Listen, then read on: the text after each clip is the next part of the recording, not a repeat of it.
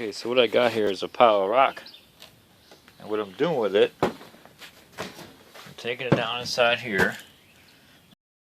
Alright, so what I got here is the foundation, and I infilled rock and gravel into the inside, basically through rubble, sandstone chunks all the way down the inside. And what's going to happen now is it's going to block and fill the foundation up, and basically that goes down here and helps hold the joists and everything where I want them. And then we put this, what's left of this sheet here, to this corner.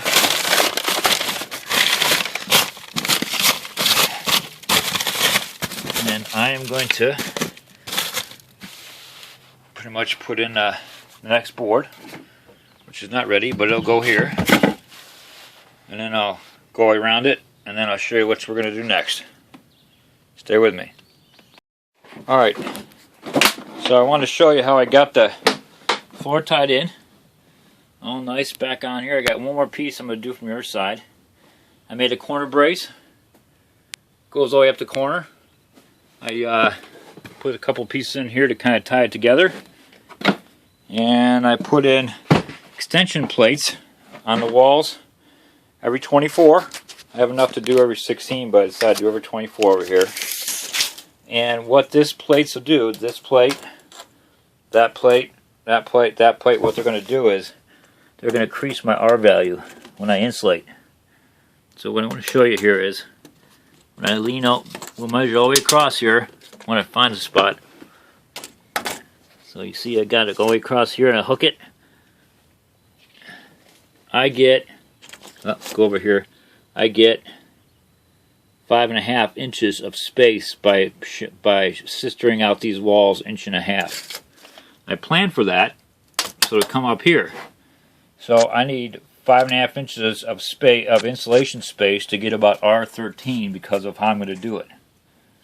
So I have my spacing by sistering them out, and when I'm finished, I will be putting cedar over the outside, so I'll increase my R value and sound value even more. So inside is getting cedar, sorry, not outside, inside. So basically what I'm doing here now is the outside siding that I have on this wall goes up about 12 inches. These boards measure right at 12. So I can, what I'm doing is basically I'm making a form. You can see the rock down in there already set to go. So now I'm putting these up, and this is going to become a form. And I'm going to pour a clay sawdust slip. Sawdust shavings and clay slip. And I'm going to pour it down in here. And since I only went 12 inches on the outside, I can only go this high today. I have to finish the siding in the outside.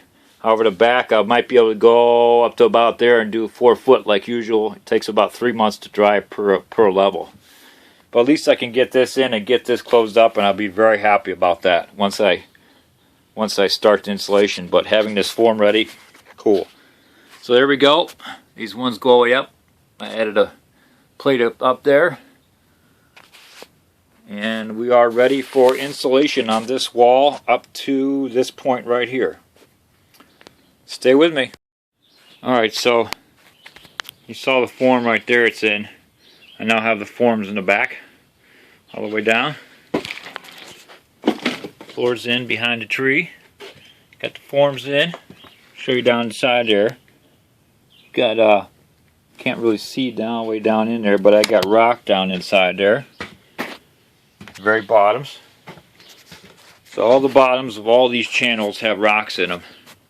About 6 to 8 inches, and it extends down in below the floor level, below the joist level, so that the clay slip doesn't flow down below the floor. It'll stay in the walls. So this one is a concrete board, 1/4 inch with I use fire rated 2x3s on this area, not the corner though. This is going to be the wood burner slash thermal mass heater when I'm done. So definitely going to insulate these areas too, all the way around. And I used double 2x6 on the corner. That's going to give me a better corner over there, which is something I really need. And then that'll be concrete board going across there and concrete across there, and then a mantle. At some point there'll be a mantle put in here, maybe a big corner mantle. We'll see how it goes. But basically I just want to show you what I got done here. Got my forms in. And there you have it.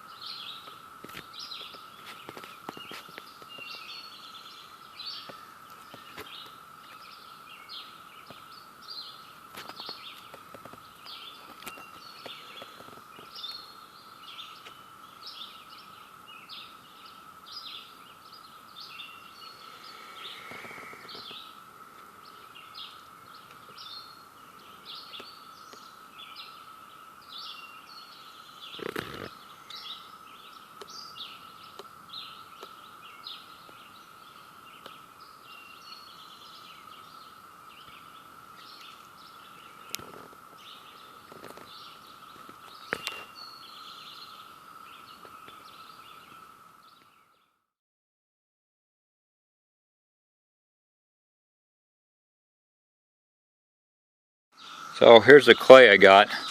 It's my second load. Taking it from this bank over here. Loading with a shovel by hand. Using a pick and mattocks. And I'm going to show you. You can watch me work for a second or two. If I can get this camera to set up correctly. There we go. Got my tripod today.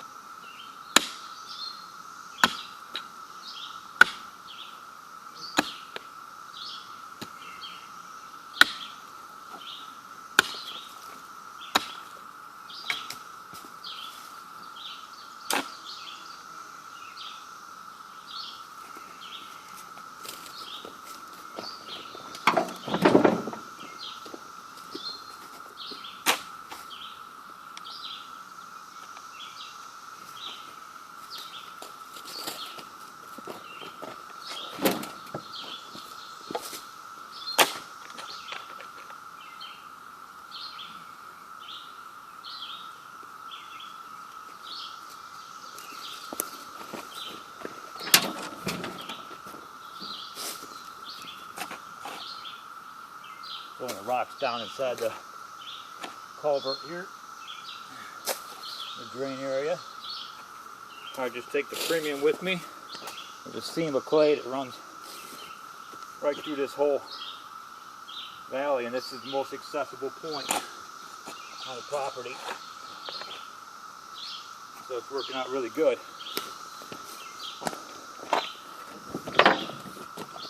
So you can definitely see the difference in the tires.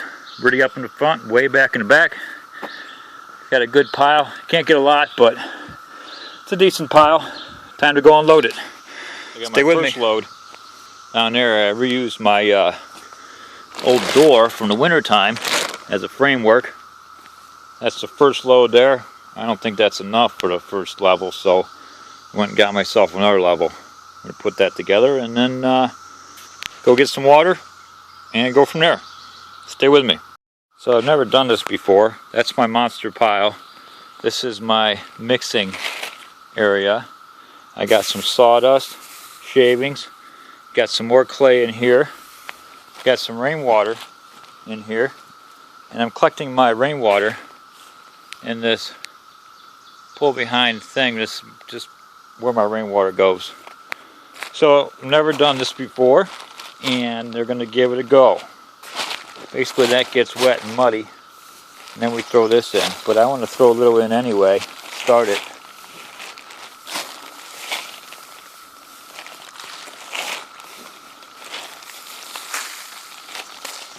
Just because I think it should be mixed while it's mixing it. Just a clay slip. You got to mix chunks in too, But I think I'm going to do a slip and then I'll throw the chunks in afterwards. So what goes on now, these are my mixing shoes. Put a little water in here. I don't know how much water because I've never done this before.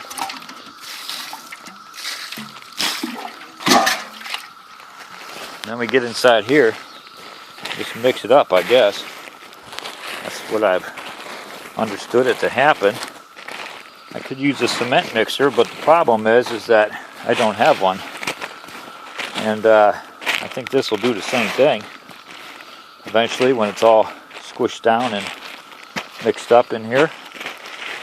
So I'm just going to keep kicking this around, and I'm going to get it too fat up in here because otherwise it won't turn into a slurry, so I can pour it down in the wall.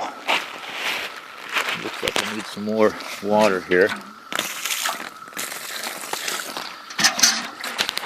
There we go. Sorry I covered the camera, I just noticed that. Probably gotta put some more sawdust in here. Too bad the flies are out here. They won't leave me alone. I don't care about the mosquitoes. Somebody find a fly repellent for humans.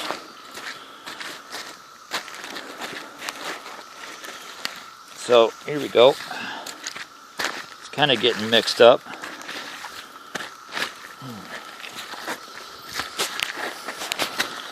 Nice and mucky. Mucky, mucky, mucky, mucky.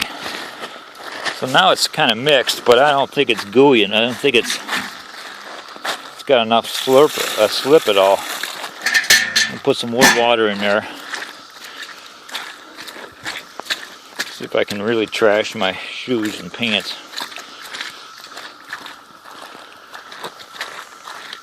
Ah, that's what I want. That kind of look. Yeah. Well, this might take a while, so I'm going to turn the camera off. So far, I found this to be very labor intensive.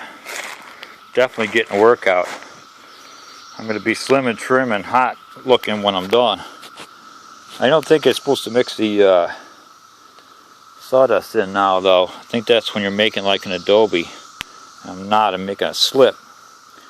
So I'm using up water fast, but it's not as gooey as I want it to be. So I'm going to mix the sawdust next as I put it in the wall and see how it works.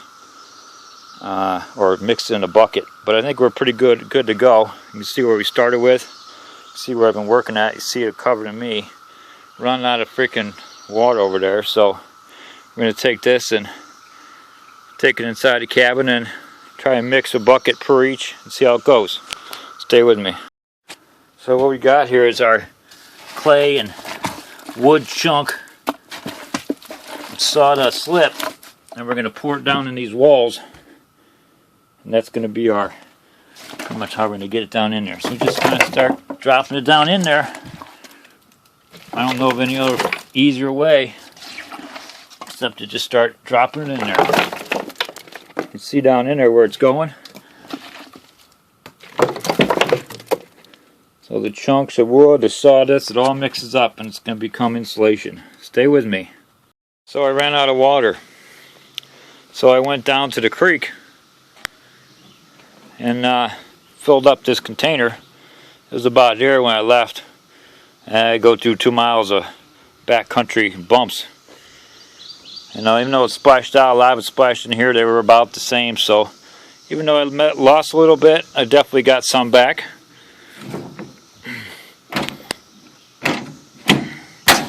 So now I got water to go back to the next step again. It's always good to know where your water supplies are in relationship to your project. Stay with me.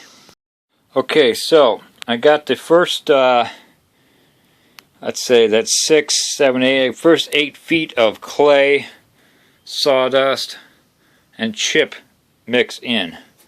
Took about 3 5-gallon buckets per a 2-foot section by 4 foot. So just want to show you how it turned out. See, I kind of started the second one, not really. Did the areas here. Looks really nasty and muddy and gooky and ooky, but in 3 months that'll be hard. Then I can add another panel up here on top. This panel, however, is concrete due to the fact that there is a wood burner over here. So we're going to keep this concrete piece here, and I'm going to put another concrete piece up on from here to there. From there to there. So this whole side will be concrete up to this point, which is good because that's the heating area, and I want to be safe. So that is going to be right here. And then I want to show you that I got this area here. I have this section to do left right here, probably about 8 foot or so. So that is going to take another half a day to do. And then I only have prepped the bottom down below like a foot. But a foot's better than 0, so we'll see if we can get into that tomorrow or not. But this is a lot more labor intensive than I imagined. Jumping up and down in clay isn't exactly fun. So here we go, and here's what we got. And it's Peach from Intricate Nature, and just showing some primitive style clay insulation. So thanks for watching, and stay tuned for next time. Thanks a lot. Bye.